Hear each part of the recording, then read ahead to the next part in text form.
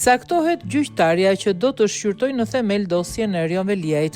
Ngjëllushe Tahiri është caktuar si gjyqtare themeli për dosjen në ngarkim të kryebashkiakut arrestuar të Tiranës, Erion Veliaj dhe miqve të tij, të përfshirë në hetimet e prokurorisë posaçme.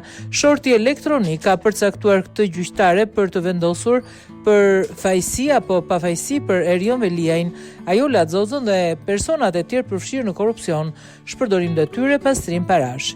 Gjyqtarja Ngjëllushe Tahiri aktualisht gjykon mega procesin plumbiar. Tahiri në këtë proces do të jetë bashkë me 2 gjyqtarë të tjerë. Kujtojmë se 3 ditë më parë, apeli GKK rrëzoi kërkesën e kryebashkiakut të Tiranës, Erion Veliajt, duke lënë Veliaj në burg. Kreu i Bashkisë së Tiranës kishte ofruar garanci pasurore në përpjekje për të zbutur masën aktuale arrest me burg.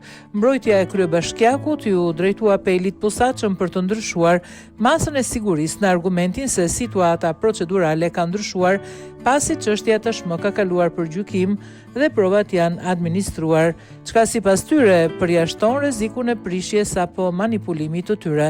Po ashtu kujtojmë që kryebashkiaku i Tiranës ndodhet në arrest me burg prej 10 shkurt 2025, ndaj tij SPAK ka renditur 13 akuza si korrupsion pasiv, pastrim parash, mos deklarim pasurie, shpërdorim detyre dhe futje sendeve në burg.